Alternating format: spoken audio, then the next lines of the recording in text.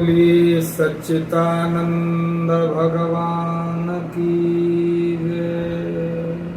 सद्गुरुदेव भगवान की जय। अंतर्यामी भगवान की जय। जय जय श्री सीताराम।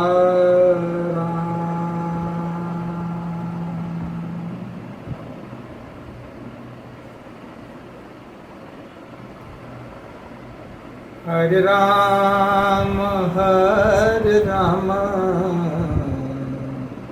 राम राम हरे हरे हरे राम हरे राम राम राम हरे हरे हरे कृष्ण कृष्ण कृष्ण हरे हरे हरे राम राम राम हरे हरे हरे राम राम राम हरे हरे सीताराम सीताराम सीताराम सीताराम।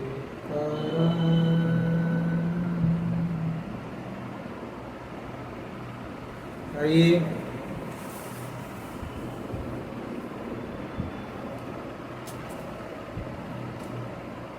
स्वयं को जानने के लिए, सृष्टि को जानने के लिए, सृष्टिकर्ता प्रभु को जानने के लिए, उनका बनने के लिए, उनमें समर्पण करने के लिए संसार का सबसे दिव्य और सरल ग्रंथ श्री रामचरितमानस,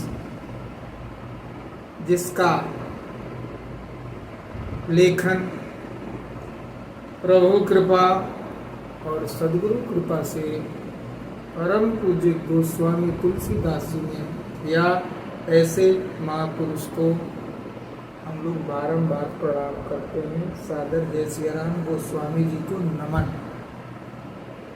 तो कल के सत्र में हम लोगों ने रामचरितमानस के प्रथम दोहे का अनुवाद किया, अर्थ समझा और निवेदन था कि हम रामचरितमानस का पाठ करें, गायन करें, लेकिन हम अर्थ को जरूर समझें। इसमें भी अर्थ लिखा हुआ है, उसे समझें। समझ में आ जाए तो बहुत सुंदर है, नहीं तो बोधि पुरुषों का ज्ञानी संतों का बताया गया अर्थ ही समझें। तो कल का श्लोक था वर्णनाम अर्थ संघानाम रसानाम छंदसामपि मंगलानाम च कर्तारौ वंदे वाणी विनायक। ये बिल्कुल सत्य है कि ये पूरी सृष्टि निराकार परम सत्ता ने बनाई है, जिससे अक्षर प्रकट हुआ, अक्षर से शब्द, शब्द से सोच या वाक्य, और फिर आज ये संसार चल रहा है। ये तो उत्पत्ति हो गई संसार की, संसार चल रहा है। अच्छा, फिर हमारा क्या होगा, हम कौन है? तो रामचरितमानस का उत्तरकांड, जिसका सबसे अंतिम जो श्लोक है, लेते हैं और इसका अनुवाद करते हैं, इसका अर्थ समझते हैं। गोस्वामी जी कहते हैं उत्तरकांड में, श्रीमद् रामचरितमानसमिदं भक्त्यावगाहन्ति ये ते संसार पतंग घोर किरणे दरहन्ति नो मानवा दरहन्ति नो मानवा।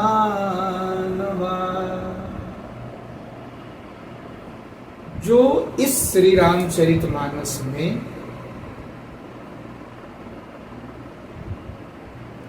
उतरेगा, इसका गहन अध्ययन करेगा।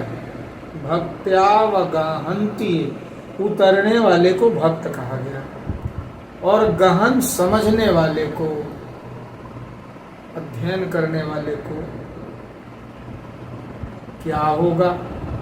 बोले ते संसार पतंग घोर किरणे दरहन्ति नो मानवा। वो इस संसार रूपी घोर किरण में जलेगा नहीं। दरहन्ति नो मानवा, वो मानव इस संसार रूपी घोर किरण में नहीं जलेगा, ये वो जान गया, मान गया। तो ये ग्रंथ अक्षर की उत्पत्ति से शुरू होके ज्ञान करा के हमें मानव बनाती है।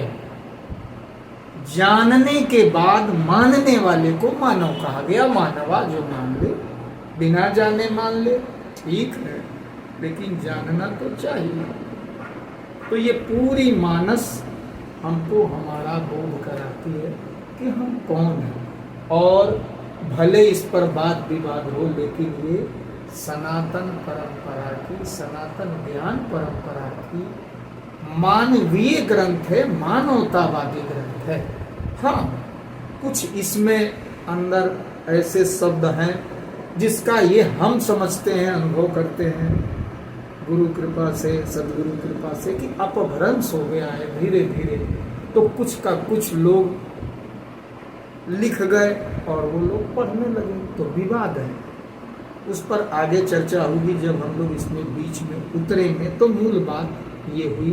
फिर निवेदन, इस ग्रंथ को हर व्यक्ति अपने घर में रखे और पढ़े, पाठ करे। उससे भी आवश्यक है कि जितना पाठ करे, एक ही श्लोक पढ़े, एक ही दोहा पढ़े, उसका अर्थ समझे। न समझ पाए तो किसी समझदार से सुने। तो समझदार की निशान क्या है? बोले वो मानव होगा। मानव मान गया, जो जान के मान गया। ऐसे थे हमारे राम जी हो। कहते हैं बड़े भाग मानुष तन पावा, सुर दुर्लभ सदग्रंथ न गावा। मानुष का तन बना, कहते हैं भगवान खुद कहते हैं, बोधि पुरुष कहता है कि बड़े भाग से तो ये मनुष्य का तन। तो क्या वो वीर नहीं होता? बोले वीर भी होता, धीर भी होता, लेकिन विवेकवान होता है। जो मानव है वो विवेकवान होता है। तो इसी के साथ आइए एक छोटा सा भजन। ये होता कैसे है? वो कई लाखों तर गए हैं, कई लाखों तर गए हैं, तेरा नाम जपते जपते, तेरा नाम जपते जपते, कई लाखों तर गए हैं, तेरे द्वारे आ गए हैं, तेरे द्वारे आ गए हैं, तेरा नाम भजते भजते, वो तेरा नाम भजते भजते, कई लाखों तर गए हैं।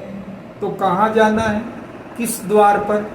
गोस्वामी जी ने पहले श्लोक में निवेदन किया कि जो वाणी निकल रही है, यही स्वर, इससे भीतर जाना है। अक्षर कहाँ है, शब्द कहाँ बन रहे हैं, सोच कहाँ बन रही है? यहाँ। प्रभु तो यहाँ है। ठीक है, हम मंदिर जाते हैं, हम जहाँ हैं जाते हैं, पूजा करते, पाठ करते, लेकिन बोध तो यहीं जाने से होगा। अंतिम में जाना तो यहीं पड़ेगा, जो सबसे सरल है। कहा शुरू में ही चले जाए तो आगे। सबरी भीतर गई थी, सबरी भीतर गई थी, गनिका भीतर गई थी, केवट भीतर गया था, केवट भीतर गया था, तेरा पाँव धोते धोते, तेरा पाँव धोते धोते कई लाखों तर गए हैं, कई लाखों तर गए हैं, तेरा नाम जपते जपते, तेरा नाम जपते जपते कई लाखों तर गए हैं। नाम जपा जाए वो नाम, किसका नाम?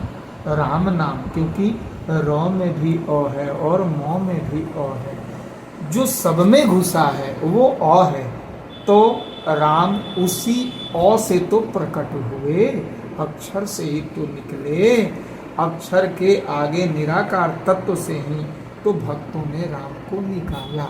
तो इसी के साथ आज की वाणी को विराम। ज्ञान की जय हो, अज्ञान का नाश हो, प्राणियों में सद्भावना हो, विश्व का कल्याण हो, सत्य सनातन धर्म की जय हो, भारत माता की जय हो। ओम नमः पार्वते पते, हर हर